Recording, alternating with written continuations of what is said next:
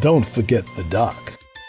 Several network participants recently called into Dr. Rick Wright's Old School Sundays radio show. Check this out. Hey, let's go out to Boston, Massachusetts, and find the world's greatest authority in the world of music, Mr. John Kellogg, Esquire, attorney, assistant director of the famous Berklee School of Music in Boston, Massachusetts. Hey, John Kellogg, are you there? I sure am, Doc. How are you? Hey, things are rolling, John. It's great. So how's the Sunday afternoon doing out in Boston, Massachusetts, home of legal seafood and all that stuff, man? Yeah, that makes me hungry, Doc, but it's fine here. The weather's about 79 degrees, and it's looking real good. Well, I tell you what, here in Syracuse, we got about 83 degrees, a chance of showers, man, but your old hometown where you got your baccalaureate degree from the S.I. Newhouse School of Public Communications years ago is kicking on a big bad Sunday afternoon.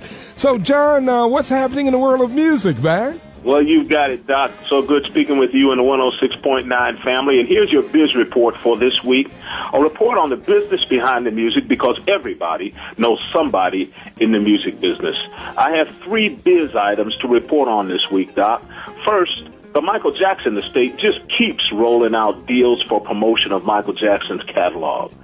Cirque du Soleil, that traveling and stable circus, has just signed on to create, produce, and promote a special show featuring Michael Jackson's music.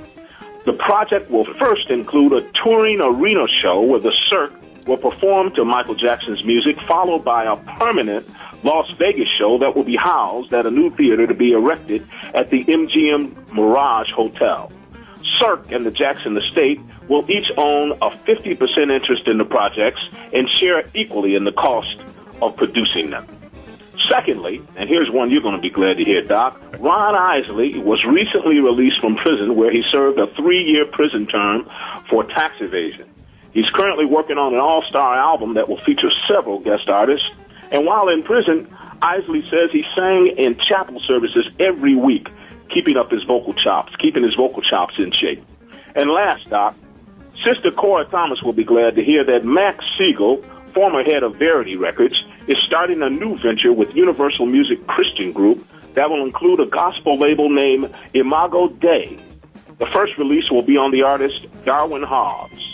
And that's it for this week. Remember, every time the music gets played, somebody gets paid. And if you're an artist, songwriter, or producer, always take care of your business and get paid, not played. I'm telling you, John, before I let you go, man, Michael Jackson, man, everybody was beating up on this young man while he was alive.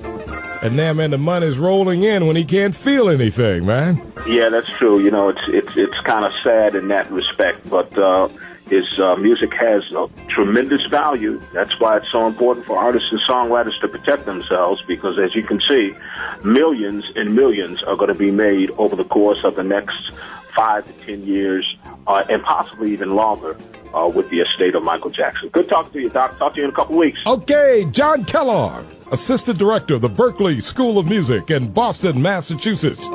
Checks in every Sunday at 3:30 during the community hour. Power 106.9's Old School Sunday with Dr. Rick Wright. Guys, again to all the Syracuse University alums throughout the world. Checking out Dr. Rick Wright, Power 106.9 Old School Sunday.